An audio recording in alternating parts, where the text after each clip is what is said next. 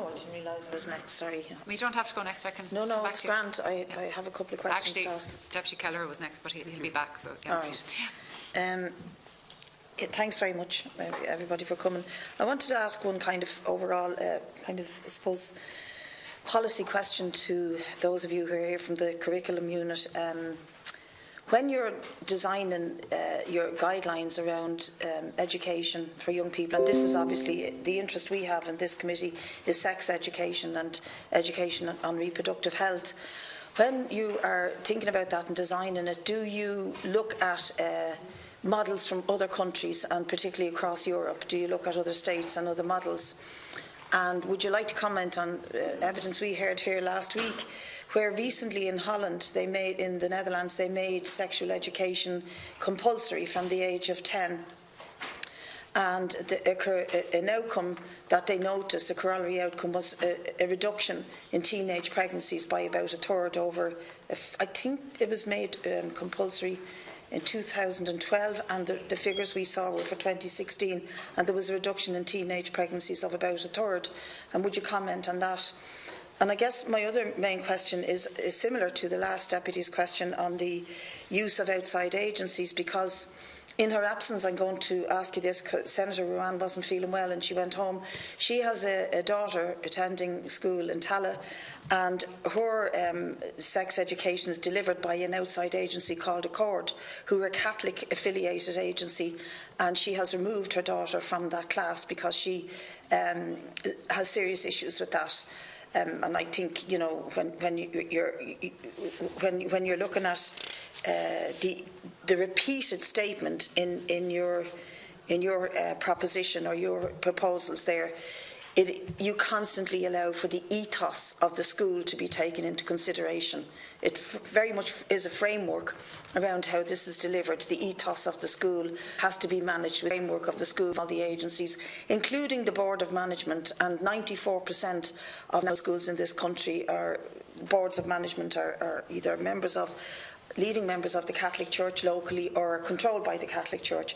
So would you see a problem in progress in this country in dealing with teenage pregnancy, in dealing with sex education to progress so that we don't have as many crisis pregnancies, so that we can get on with the business of educating the future generation in full and wholesome way about reproductive health and helping them to live their lives in a way that prevents the outcomes of crisis pregnancies, the increased use of the abortion pill, for example?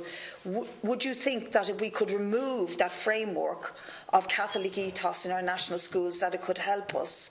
If we could remove it, I'm not saying, remove the church and put them onto Mars or something. I'm saying remove the ethos of Catholicism from the delivery of sexual health programmes in schools, that it may have positive outcomes in the long run, particularly for young girls.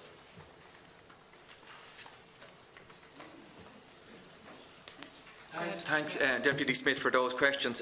I'll take the question in relation to the process of developing guidelines, and my colleague Emer might come back to the issues where you were referring to the external consultants and the external agencies and ethos. In relation to the guidelines, I don't know the full details in relation to the Dutch experience of making sex education compulsory. I can say, however, though, and the deputies will be aware of this, that the department, in making policy decisions in relation to curriculum content, is advised in the first instance by the National Council for Curriculum and Assessment, the NCCA. And the NCCA, in its policy development process, a very significant element of that work is a consultative process, engaging with all the players in the field, including students and parents, educators, school leaders, and other agencies active in a particular curriculum area, including professional bodies for teachers. They also, and I'm aware of this from work we're doing with them in relation to the revision of the primary language curriculum and the senior cycle curriculum, have extensive engagement in relation to doing international research and look to identify best practice in Europe and wider afield. For example, in relation to the current review of senior cycle, which would include a review of SPHE and RSE. The first part of that work has been a research phase looking at the curriculum provision in, I think, about a dozen countries, both Europe-wide and further afield, to identify what works and doesn't work in those areas. I suppose it's important to make the point that what works in one country doesn't automatically work in another, and the particular circumstances of a country need to be taken into account. So certainly the policy advice that is received by the Department and the Minister from the NCCA would have been through a very extensive consultation process and would be informed by the views of all the players in that particular area. Just before I pass on to my colleague Emer, I think the distinction again between the programme of SPHE and RSE that's delivered in schools and the issue of the Catholic ethos, I would make the point, as I said in the opening statement and in response to the first question from the Deputy O'Reilly, that all schools are required to deliver the SPHE and RSE programme. So the Department and the Inspector would be concerned when they go out to schools if it was a case that the programme isn't being delivered. And my Inspector colleagues can comment further on this, but certainly the feedback from the inspectorate visits to schools is that the programme is being delivered in full.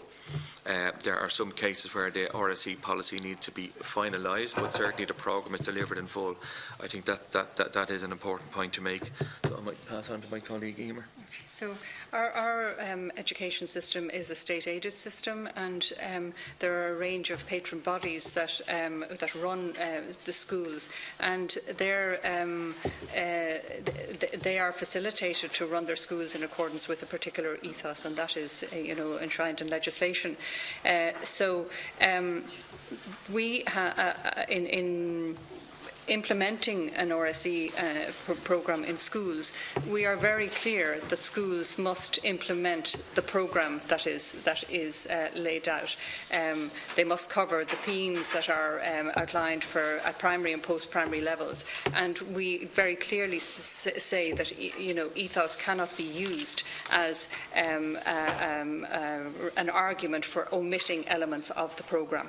Now, we would expect that a school will deliver a programme using a variety of materials and programmes. I should say material or resources and possibly external agencies, but we wouldn't expect that an external agency would take over the delivery of the programme in a school, because RSE is not taught during a class during a curriculum time only.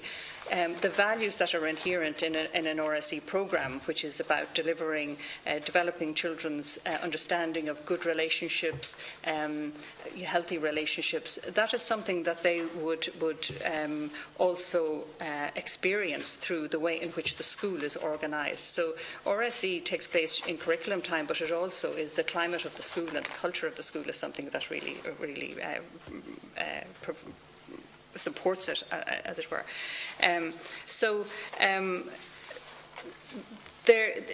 Schools, because they are have different ethos, they are enabled to take account of that ethos in how the RSE programme is delivered.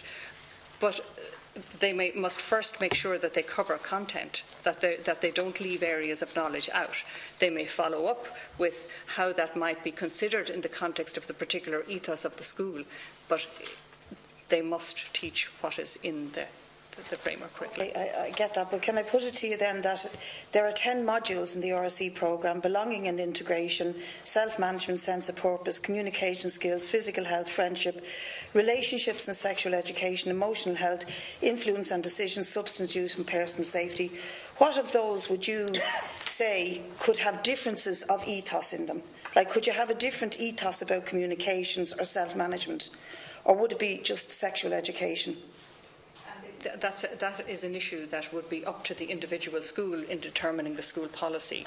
You know, what if members of the school community that are part of that policy development programme identify an issue under any of these headings that they feel needs clarification on how it might be taught, that is a role that policy development group will take to be very clear on what, if any, ethos issue actually impinges upon any of these areas. One final question, Chair, and then I'll stop. Would you, in your opinion, any or all of you, say that we have good sex education at primary or post-primary level in this country? We have made a lot of progress over the last 20 years. We have some very good provision in a lot of schools. And maybe, Mandy, would you like to talk about the SPHE review that we did of the post-primary schools? Yeah, in 2013 we did a composite report based on a number of schools, about 60 schools, where we looked at the quality of provision for SPHE, and that included RSE. That composite report is called Looking at SPHE.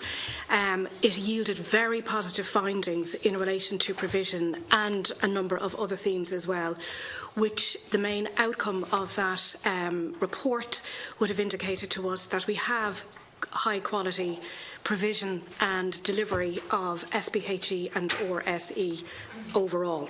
Not specifically about sex education. Well, SPHE would include sex education, so when I talk about RSE, that is your sex education component of the SPHE programme. Thank you. Thank you very much. Senator Gavin, please. Thanks, Chair. Firstly, just to thank you